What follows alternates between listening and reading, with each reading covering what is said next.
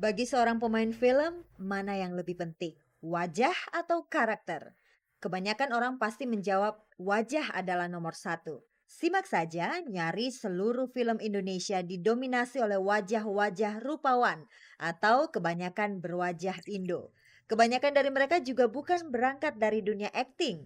Hebatnya, film-film yang mereka bintangi laku di pasaran. Apakah fenomena ini keliru?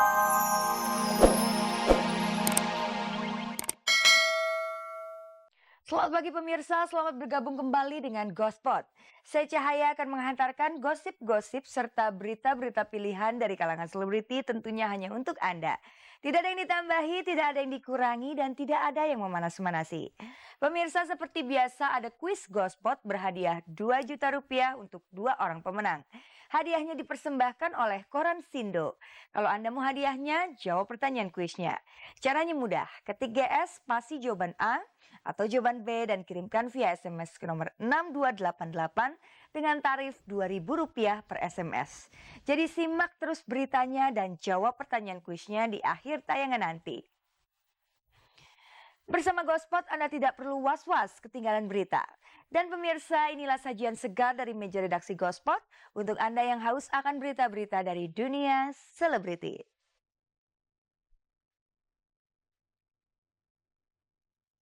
Film independen ala Lola Amaria dan Kinar Yosi, sebuah idealisme atau demi persahabatan.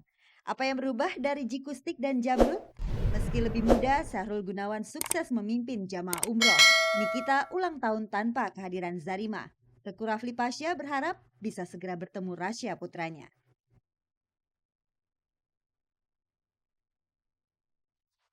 Pemirsa, Lola Amaria berusaha setia dengan idealismenya, yakni memproduksi film independen.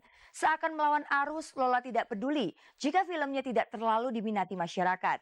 Dan kelihatannya model cantik Kinar Yosi sependapat dengan Lola. Karena Kinar bersedia bermain di film low budget yang tengah digarap Lola. Dan seperti apa antusias mereka bergelut di dunia film indie? Ini dia beritanya.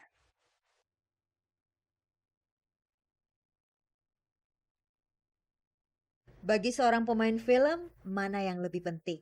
Wajah atau karakter? Kebanyakan orang pasti menjawab wajah adalah nomor satu. Simak saja, nyaris seluruh film Indonesia didominasi oleh wajah-wajah rupawan atau kebanyakan berwajah Indo. Kebanyakan dari mereka juga bukan berangkat dari dunia akting. Hebatnya, film-film yang mereka bintangi laku di pasaran. Apakah fenomena ini keliru? Tentu saja tidak, karena bicara tentang film adalah bicara tentang industri. Industri menghendaki bintang-bintang yang berwajah bidadari. Namun, tidak semua insan film tunduk pada selera pasar. Ada segelintir orang yang memproduksi film untuk memuaskan dahaga idealisme, seperti Lola Amaria misalnya. Jadi ada juga film-film idealis, cuma mungkin, segmennya sedikit. Jadi kita harus mencari kemana sih, apa DVD, VCD, atau misalnya, di ruang-ruang tertentu seperti, pusat kebudayaan, kayak CCF atau Gute. Jadi mungkin kita harus mencari sendiri film-film yang bagus dan idealis itu seperti apa. Selama ini Lola memang gemar berada di jalur film independen, yaitu film yang beredar di luar jalur industri. Bagi Lola, sebuah film tak harus mengandalkan pada bintang-bintang berwajah rupawan. Lola bukannya anti dengan wajah cantik. Lihat saja, wajah Lola sendiri juga cantik, khas Indonesia. Kadangkala karakter seseorang juga tercermin pada wajahnya. Ya kadang didukung oleh para produser dan perusahaan film itu bahwa, "Ya udah deh nggak usah bagus-bagus, main yang penting cantik." Itu juga kan salah. Kalau buat saya yang penting karakter, mereka menonjol, mereka mau belajar, ya oke. Jadi cantik urusan nomor sekian, kalau cantik nggak punya karakter sama aja bohong. Iya, karakter kata orang, saya punya muka khas Indonesia. Nah, itu yang saya kuatin. Jadi, saya nggak mungkin dong ngecat rambutnya jadi bule atau merah gitu yang menjadi orang lain. Jadi, saya mendalami karakter dengan, sering nonton film, akting bagus kayak apa sih. Saya juga berusaha untuk, bergaul sesuai dengan kapasitas. Misalnya bergaul yang oke, nggak yang, apa ya, yang terbawa gitu kan. Terus saya juga banyak nanya, banyak baca buku, seperti apa sih sebenarnya, seorang aktris yang baik itu. Bukti bahwa Lola tak anti dengan wajah cantik adalah pada film Betina garapannya. Film ini dibintangi oleh model cantik Kinar Yosi. Sayangnya, film tersebut tak kunjung beredar karena terbentur masalah yang lazim dihadapi film-film independen, yaitu dana yang minim. Betina itu syutingnya udah 2 tahun yang lalu. Terus untuk pengeluarannya itu karena itu kan film independen gitu, jadi Lola sutradaranya. Jadi karena menghadapi kayak ada beberapa masalah baru akan dikeluarkan bulan Agustus. Syutingnya sudah lama. Meski film betina nasibnya terkatung-katung dan nantinya tidak diedarkan lewat bioskop-bioskop, toh itu tak menjadi masalah bagi Kinar Yosi. Semuanya demi idealisme, ataukah demi persahabatan? Kebetulan Lola Amaria dan Kinar Yosi adalah sama-sama jebolan wajah Femina 1997.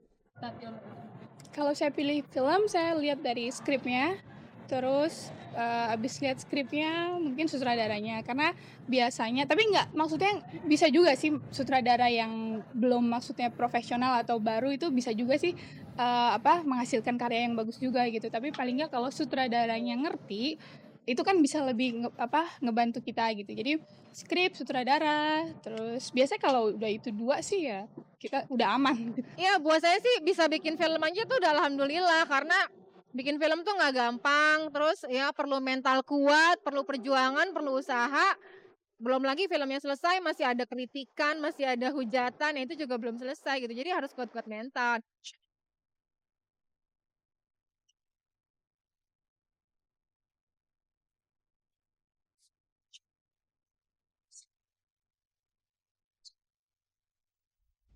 Pemirsa, coba Anda tebak, apa persamaan dari grup band Jamrud dan Jikustik selain huruf J yang mengawali nama band mereka? Kalau Anda tidak menemukan jawabannya, tentunya tidak perlu memutar otak, karena jawabannya hanya ada di Gospot. Nah pemirsa, simak beritanya yang berikut ini.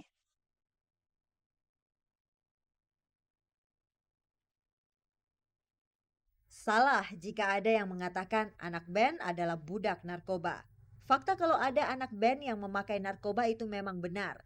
Namun masih jauh lebih banyak lagi anak band yang jauh dari narkoba. Jikustik misalnya, selain personilnya terlihat bersih dan rapi, mereka juga bersih dari narkoba. Kejahatan kami paling nakal itu ngerokok sama begadang, itu udah paling nakal. Sama ada sih yang lain. Awal-awal kita bentuk band memang banyak teman-teman di sekitar kita, teman-teman dikit kita yang make, tapi nggak tahu kenapa dari awal memang kita nggak ada sama sekali keinginan dan kayak ingin nyoba pun nggak ada sama sekali gitu loh. Lain halnya dengan grup rock asal Cianjur, Jamrud. Pada sekitar tahun 1998 mereka pernah punya pengalaman tragis. Kehilangan salah satu personilnya yang tewas karena narkoba. Ya sampai akhirnya emang nggak ketolong lagi, tapi ya mau apa lagi kan. Tapi setelah kejadian itu kan kita lebih mawas diri, kita lebih kontrol diri masing-masing kayak begitu ya sampai detik ini gitu. Jikustik dan Jamrud adalah dua grup musik yang mengusung ciri yang berbeda. Selama ini lagu-lagu Jamrud sangat garang, bahkan lirik-liriknya cenderung vulgar. Jikustik, band asal kota Yogyakarta ini nyaris seluruh lagunya mellow dengan mengedepankan lirik lagu yang puitis. Selama ini Jikustik tak pernah berusaha menjadi garang dan vulgar.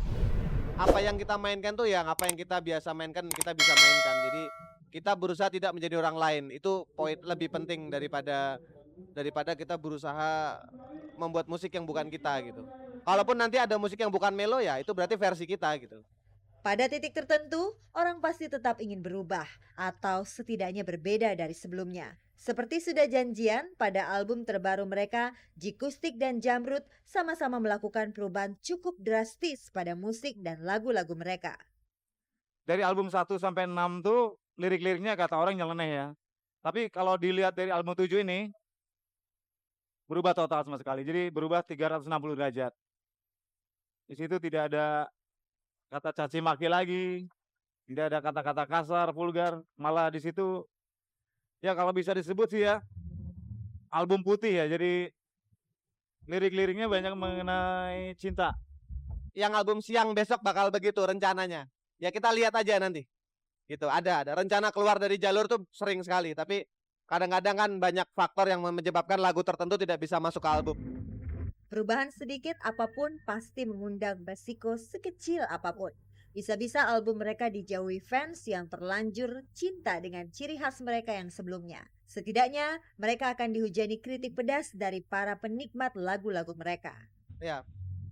Oh, nggak masalah. Bagi kita yang penting kitanya tetap bisa berbuat sesuatu. Jadi tidak hanya berhenti karena dikritik atau karena dipuji, tapi kita harus terus buat